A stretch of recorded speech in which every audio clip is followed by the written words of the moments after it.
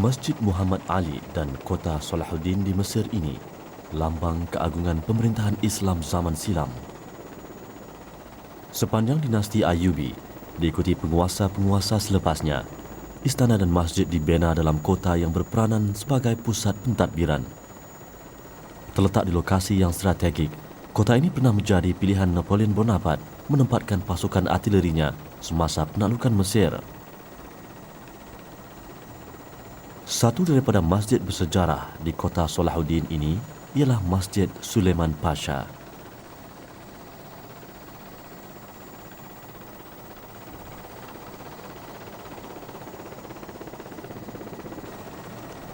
Masjid dengan reka bentuk Utsmaniyah Turki dibina pada 1528 Masehi.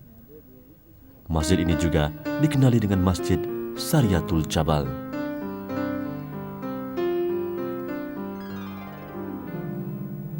Seperti masjid yang dibina sezaman dengannya, jam suria seperti ini diukir pada ruang terbuka bagi menunjukkan waktu solat.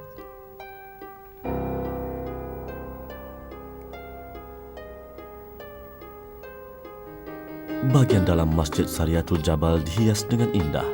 Kehalusan seni dapat dilihat pada kubah utama ini. Ukiran dan lukisan khat yang menarik menghiasi setiap penjuru dewan solat masjid. Ia menggambarkan ketinggian cita rasa dan kreativiti umat Islam ketika itu.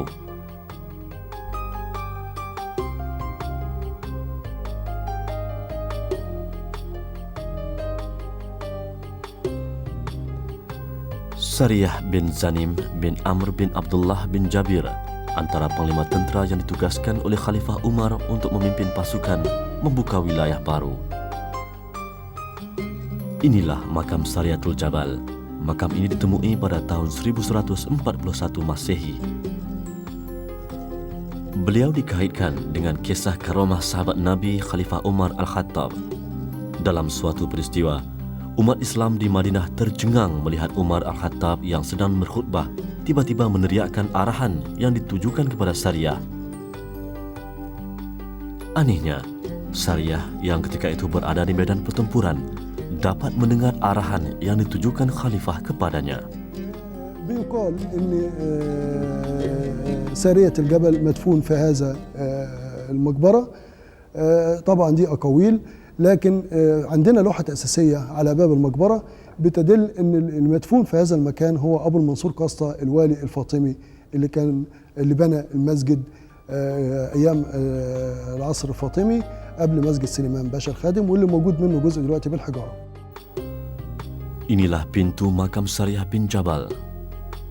Bagaimanapun, ukiran yang tertera pada dinding di atas pintu menunjukkan makam ini menempatkan Abu Mansur Qasta, gubernur kerajaan Fatimiyah yang mengasaskan Masjid Sariyatul Jabal. Pepatah Melayu ada menyebut, harimau mati meninggalkan belang, manusia mati meninggalkan nama. Walau di mana kuburnya, nama Sariyah bin Jabal akan terus terpahat dalam catatan sejarah sebagai pejuang yang menyebarkan Islam di bumi Mesir.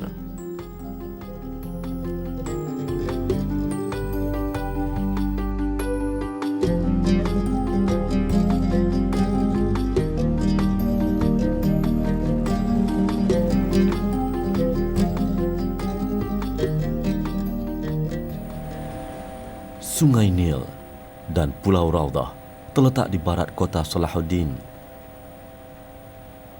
Sejak kurun ke-9 Masehi, Nilometer di selatan Pulau Raudah menjadi tempat bagi meramal turun naik paras air di Sungai Nil. Masjid ini dikenali dengan Masjid Manastali, terletak di selatan Pulau Raudah. Namanya bersempena Hasan Fuad Al-Manastali Basha, wazir dalam negeri kepada Gubernur Mesir Muhammad Ali Basha. Binaan yang sederhana ini tidak memberi sebarang petunjuk bahawa seorang sahabat Rasul yang kaya raya bersemadi di sini. Abdurrahman bin Auf lahir 10 tahun selepas lahirnya Nabi Muhammad SAW. Beliau terkenal dengan sifatnya yang dermawan. Beliau satu daripada 8 orang yang terawal memeluk Islam. Beliau diislamkan oleh Abu Bakar As-Siddiq. Ini dipercayai makam Abdurrahman bin Auf. Bagaimanapun ada ulama berpendapat beliau wafat di Madinah. Beliau antara sahabat terawal yang berhijrah ke Habsyah dan Madinah dan dijanjikan syurga oleh Rasulullah sallallahu alaihi wasallam. Di sebelahnya ialah makam Hasan Fuad Al-Manastali yang meninggal dunia pada tahun 1276 Hijrah. Abdurrahman bin Auf menyertai semua peperangan bersama Nabi sallallahu alaihi wasallam termasuk Badar dan Uhud. Beliau adalah anggota syura dalam pemilihan Umar Al-Khattab sebagai khalifah menggantikan Abu Bakar As-Siddiq. Allah menganugerahkan kekayaan yang melimpah ruah kepadanya.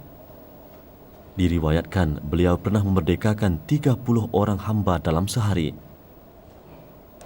Semasa hijrah ke Madinah, Rasulullah SAW telah mempersaudarakan muhajirin dari Makkah dengan Ansar di Madinah. Abdurrahman yang baru berhijrah dari Makkah dipersaudarakan dengan Sa'ad bin Rabi. Sa'ad bin Rabi menawarkan harta benda untuk dikongsi bersama Abdurrahman. Malah lebih daripada itu, seorang daripada istrinya mahu diceraikan supaya dikahwini oleh Abdurrahman yang dianggapnya saudara. Abdurrahman menolak semua tawaran sahabatnya itu, sebaliknya meminta supaya ditunjukkan di mana letaknya pasar. Abdurrahman bin Auf mahu berdikari, berusaha mencari pendapatan hasil titik peluh sendiri. Berbekalkan sedikit modal dan usaha yang gigih, beliau berjaya dalam perniagaan dan muncul sebagai seorang sahabat Nabi yang kaya di Madinah. Sewaktu Abdurrahman hampir meninggal dunia pada tahun 31 Hijrah dalam usia 75 tahun, beliau telah mewakafkan 50,000 dinar pada jalan Allah.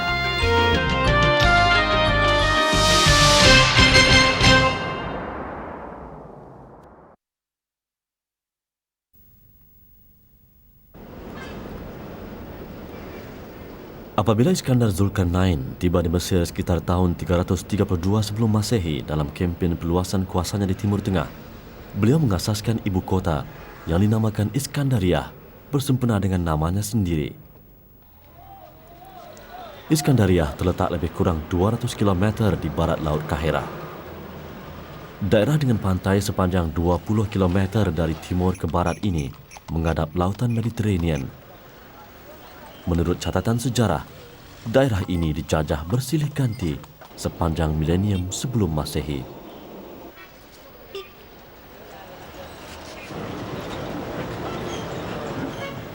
Ini satu bentuk pengangkutan utama di Bandar Iskandariah yang jumlah penduduknya melebihi 5 juta orang. Antara laluannya ialah Syari Saidi Abi Darda di Qismalaban. Binaan kecil antara deretan kedai yang terletak di tengah laluan pengangkutan ini dikatakan makam seorang sahabat Rasul terkenal, Abu Darda. Abu Darda ialah gelaran buat Uwaimir bin Malik bin Zaid bin Qais.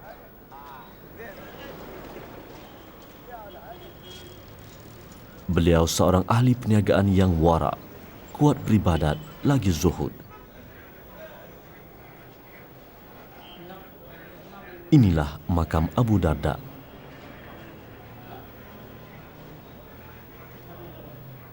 Dunia tidak melalaikan Abu Darda daripada mengabdikan diri kepada Allah. Dengan kemewahan yang dilimpahkan Allah terhadapnya, Abu Darda banyak menafkahkan hartanya untuk kepentingan Islam dan saudara seagamanya. Kekayaan menjadi wasilah buat Abu Darda menghampiri Allah Subhanahu wa Ta'ala.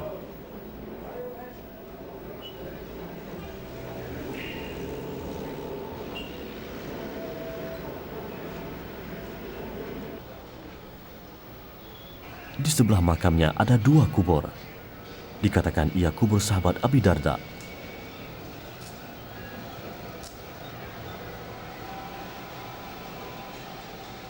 Abi Darda terkenal dengan kebijaksanaannya. Nabi SAW memperakui kebijaksanaannya dengan mengatakan, Uwaimir, orang paling bijaksana di kalangan umatku. Abu Darda dilantik sebagai hakim di Damsyik semasa pemerintahan Khalifah Uthman Al-Affan dan meninggal dunia pada tahun 33 Hijrah 2 tahun sebelum pembunuhan Khalifah Uthman Al-Affan. Kerana itu ada pendapat yang berhujjah bahawa Abu Darda meninggal di Damsyik, Syria.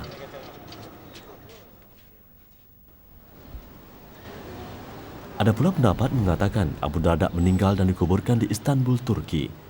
Beliau dikatakan terlibat dalam pertempuran membebaskan Konstantinopel dari kuasa Rom Timur.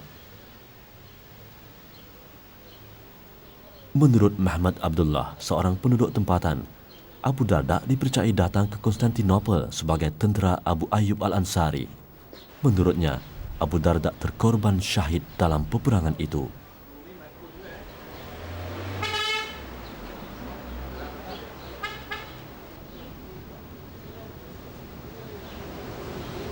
Bu gördüğünüz kabirde Ebu Derda Hazretleri meftunlardır. Resulullah Efendimiz sallallahu aleyhi ve sellemin bir hadisi şerifinde İstanbul'un fethedilmesi hakkında bilgiler vardır. İstanbul'u fetheden komutan ne güzel komutan, o asker ne güzel asker diye övmüşlerdir.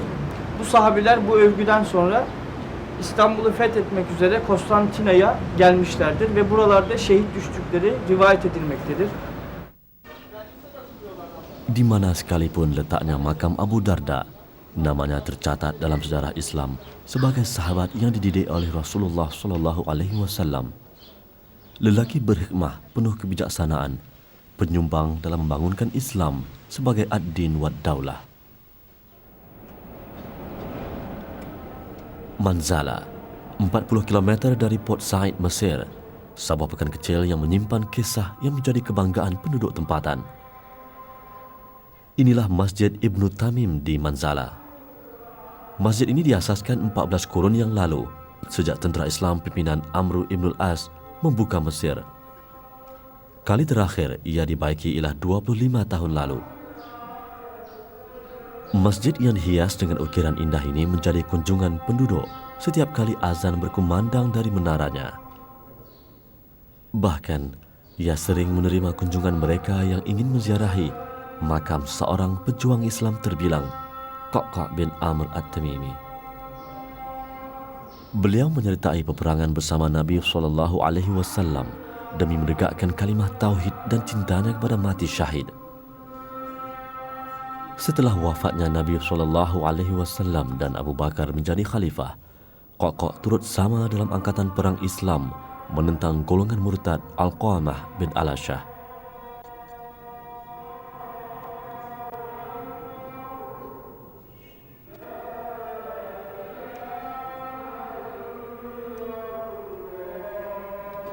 Beliau bersama para sahabat Nabi yang lain ketika pemerintahan Khalifah Abu Bakar dan Umar berjihad membuka Mesir, Irak dan Syam. Beliau tidak ketinggalan dalam perang di Yarmouk, Hirah dan Al-Qadisiyah. Qaqqa' At-Tamimi memeluk Islam pada usia muda bersama segolongan daripada kabilahnya Bani Tamim. Mereka melahirkan keyakinan terhadap risalah tauhid yang dibawa oleh Muhammad SAW.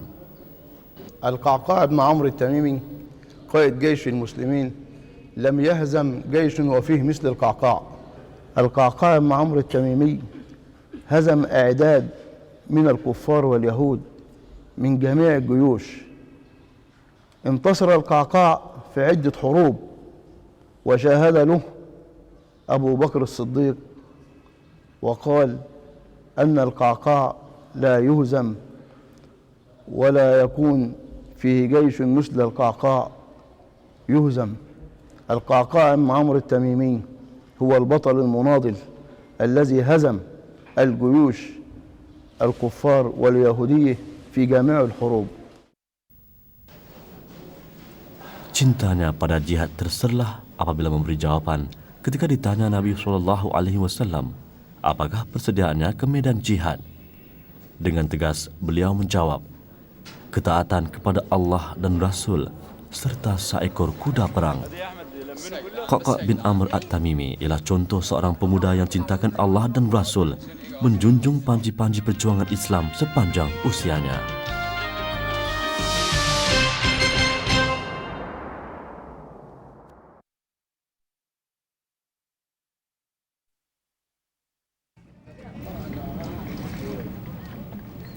Al-Matoriyah terletak 35 km di barat daya Port Said, pekan kecil di pinggir Bahar Al-Manzala, tasik air tawar yang mengalir ke Laut Mediterranean.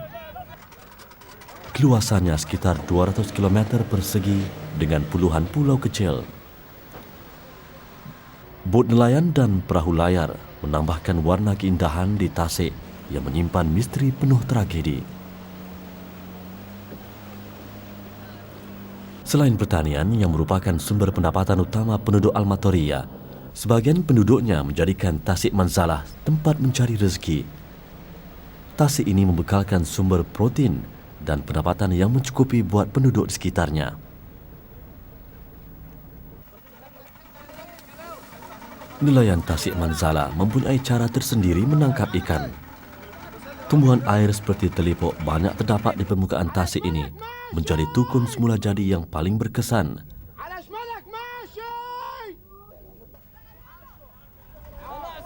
Nelayan-nelayan ini melabuhkan pukat di sekeliling kelompok tumbuhan yang dikenal pasti mencari tumpuan ikan-ikan berkumpul. Tumbuhan di permukaan air akan dibuang dan pukat ditarik bersama ikan yang terperangkap. Mereka mempunyai piawai tersendiri dalam pengelasan hasil tangkapan. Ikan yang tidak cukup besar akan dilepaskan kembali ke dalam tasik. Menyadari pentingnya Tasik Manzalah sebagai punca rezeki yang dipastikan bebas daripada sebarang pencemaran, Tohir Muhammad Maghullah, kapten bot pesiaran di Tasik Manzalah, mempunyai cerita tersendiri tentang tasik seluas mata memandang ini. Menurutnya, Tasik Manzalah asalnya sebuah kampung. Ia ditenggelami air sebagai bala daripada Allah setelah penduduknya tidak beriman dengan seruan tauhid yang dibawa Nabi Khidir.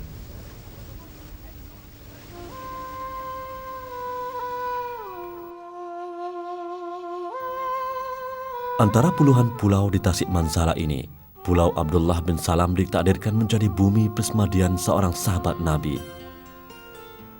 Tercatat dalam sirah Ibnu Hisham, sebelum beriman, Abdullah bin Salam seorang ketua pendeta Yahudi dari suku Khazraj.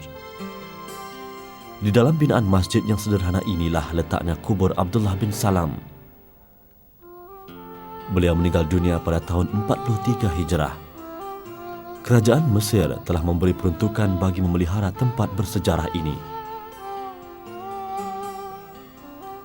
Nama Abdullah bin Salam sebelum Islam ialah Ismail Al-Husain bin Salam. Beliau pemuka Yahudi yang paling mahir di Madinah tentang kandungan kitab Taurat dan Injil. Nabi Muhammad SAW menamakannya Abdullah setelah beliau datang bertemu Nabi dan mengucapkan kalimah syahadah. Abdullah bin Salam dapat mengesan tanda-tanda kerasulan yang terdapat pada Nabi Muhammad SAW seperti yang telah tersebut dalam Taurat dan Injil.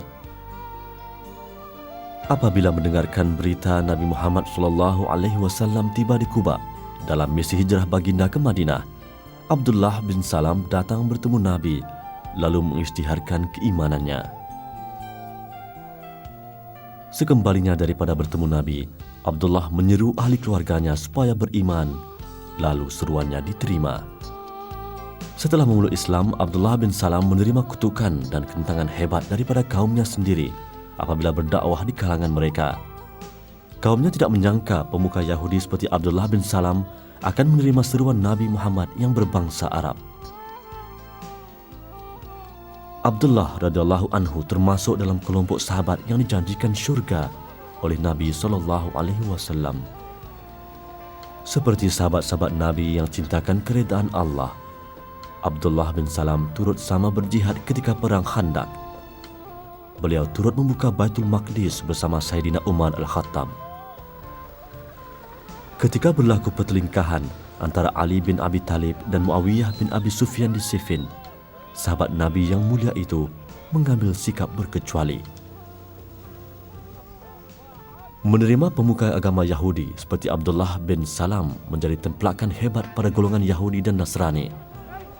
Mereka menafikan kerasulan Muhammad SAW, sedangkan mereka telah mengetahui tentang Nabi dan Rasul terakhir itu melalui kitab Taurat dan Injil yang Allah turunkan buat mereka. Keangkuhan dan kedegilan menjadi penghalang golongan itu beriman. Allah berfirman dalam surah Al-Baqarah ayat 146, mafhumnya. Orang-orang Yahudi dan Nasrani yang telah kami beri kitab Taurat dan Injil mengenai Muhammad seperti mereka mengenal anak-anak mereka sendiri, dan sesungguhnya sebahagian di antara mereka menyembunyikan kebenaran, padahal mereka mengetahui.